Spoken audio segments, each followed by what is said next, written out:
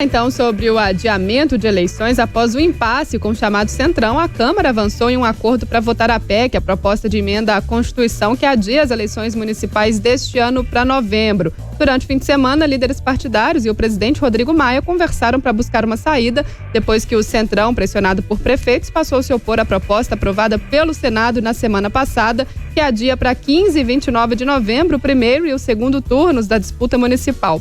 As datas oficiais são 4 e 25 de outubro. E por hora, a solução encontrada é abastecer os cofres das prefeituras com a recomposição do FPM, o Fundo de Participação dos Municípios, e ainda aprovar inserções de peças partidárias em rádio e TV neste ano.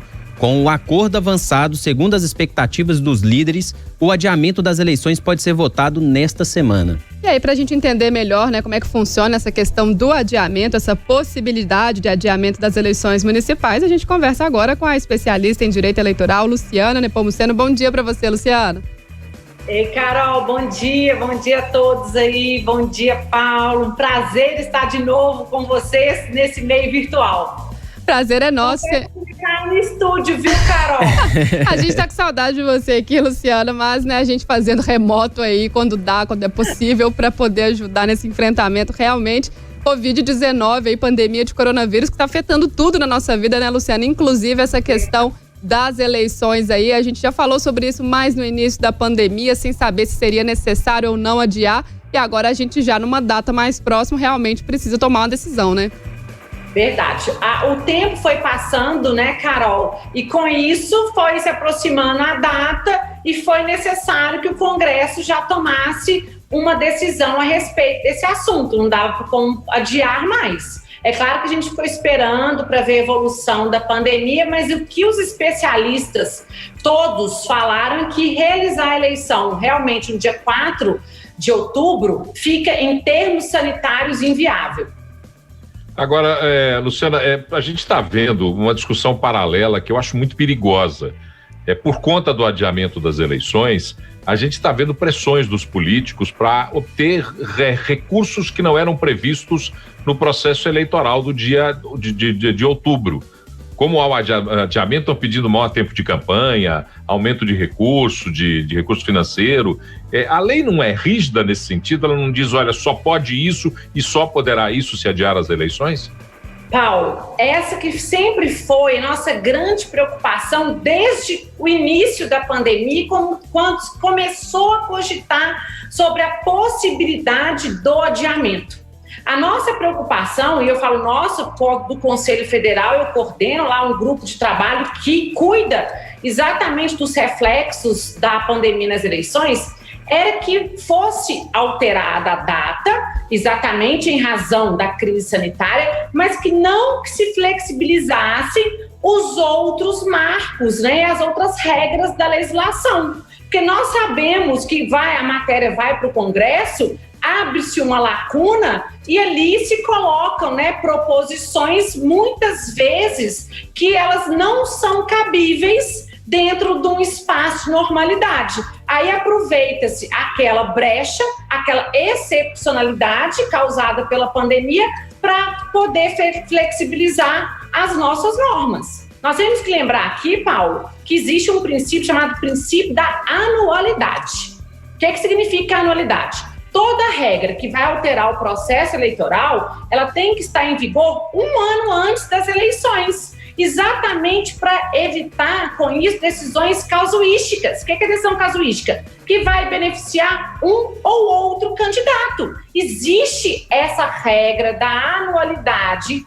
Essa regra, ela é taxativa. Então, quando nós falamos em mudar regras para poder possibilitar dar mais recurso financeiro, claramente, isso aqui é minha opinião, nós vamos beneficiar os titulares de mandato, aqueles que estão na atual gestão. Aí fica a minha pergunta, e aquele que quer se candidatar, que não tem mandato, será que ele vai estar tendo igualdade de oportunidades? Então essa é a nossa preocupação que nós temos que ter quando a gente fala em alteração da Constituição e da legislação infraconstitucional no próprio ano das eleições. Você falou do Conselho Federal, você se referiu ao Conselho Federal da OAB, da Ordem dos Advogados do Brasil. Você é a representante, Você é uma das representantes da Comissão Eleitoral, né?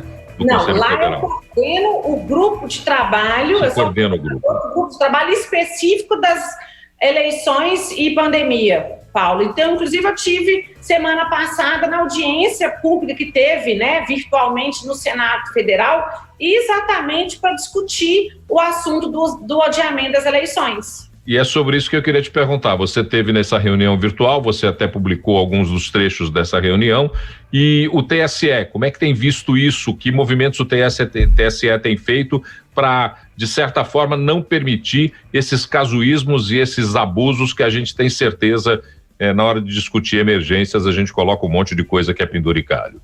Coloca, né, o jabuti em cima da árvore, né, Paulo? Bom, na audiência pública do Senado, estavam presentes ali tanto o presidente do TSE, o ministro Barroso, quanto o vice-presidente do TSE. A posição defendida pelo TSE é exatamente no sentido de se alterar a data das eleições, mas inclusive de manter a data de convenção partidária e de registro de candidatura. Essa posição foi, inclusive, a que eu também defendi, para manter exatamente o princípio da isonomia entre os candidatos, manter a convenção e registro na data que já está prevista na legislação. Só que essa não é a proposta que foi encaminhada pelo Senado para a Câmara. O Senado, ele altera esses marcos, tanto a Carol já disse aí, pro dia 15. Mas o fato é, qualquer alteração que o Congresso fizer que realmente violar esse princípio, Paulo, que é o princípio da anualidade, e que tiver essa conotação de beneficiar um ou outro candidato em detrimento, né, do global, do geral, vai com certeza aportar no Judiciário, no Supremo Tribunal Federal, para ser questionada a sua inconstitucionalidade, provavelmente. Agora Luciana... Desculpa, Paulo, pode falar. Carol, vai lá. Não, é só porque a gente falando assim, né, aí vamos ver como é que vai ser, se vai funcionar ou não, vai parar no judiciário. A gente tem um tempo tão curto, né, para poder resolver isso tudo. Como é que fica essa questão, Luciana? A gente não tem tanto tempo assim para analisar e para decidir, como a gente costuma ver, às vezes, um processo mais demorado. Já tá aí, batendo na porta, né? Carol, vamos trabalhar com o que a gente tem hoje. A PEC que está indo, né, que já foi para a Câmara dos Deputados, prevê exatamente as alterações dos marcos, como vamos passar a convenção para frente, registro de candidatura para frente, a propaganda também eleitoral passa para frente e depois a própria prestação de contas também é alterada. Então nós vamos alterar todos os marcos que é o objeto da PEC. Caso a Câmara venha com, vamos dizer aqui, um substitutivo dessa alteração, porque essa questão de recurso, ela não está prevista na proposta da PEC. Isso tem que passar de novo para uma nova discussão.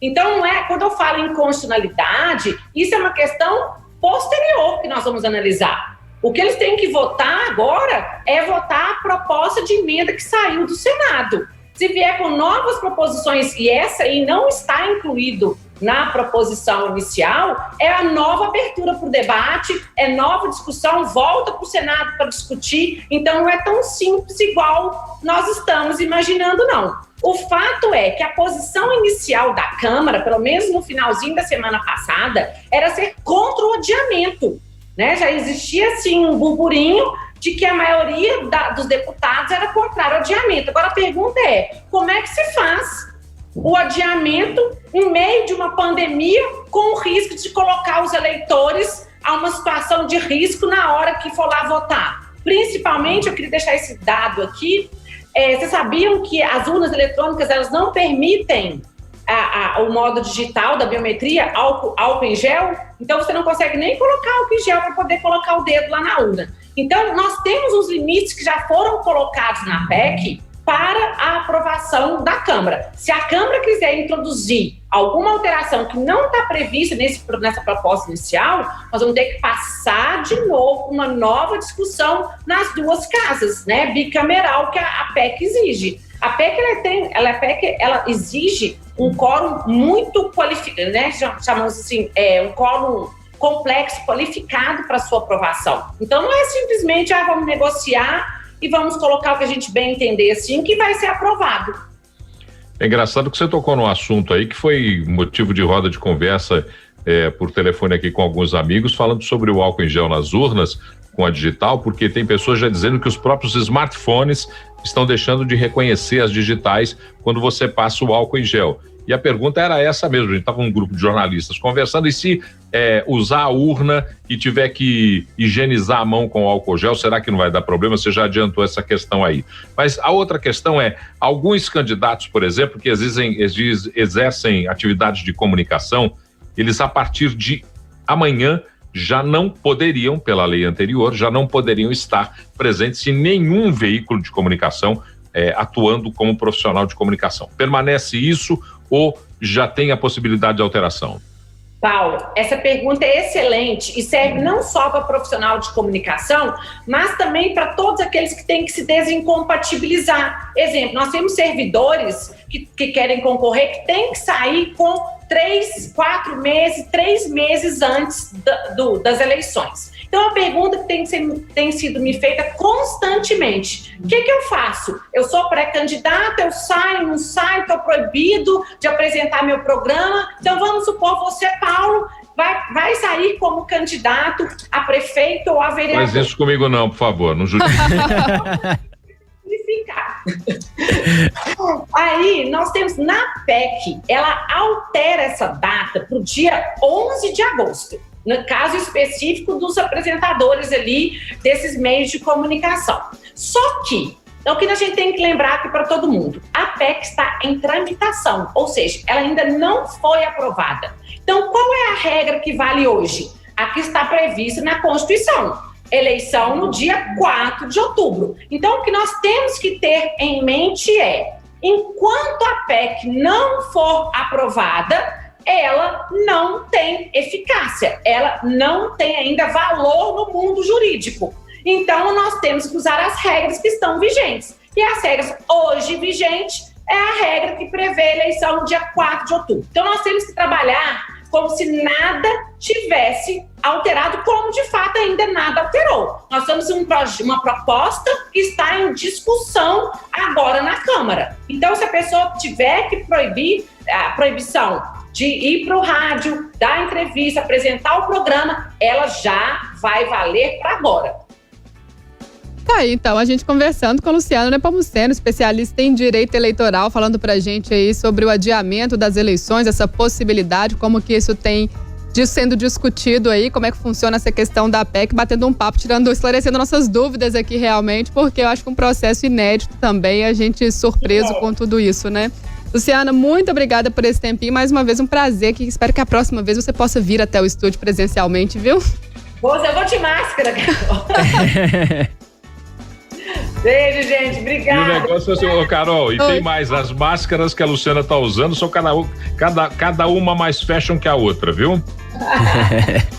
Mas Luciana é elegância em pessoa. Luciana, até a próxima mesmo, valeu demais esse bate-papo aqui. Vamos torcer na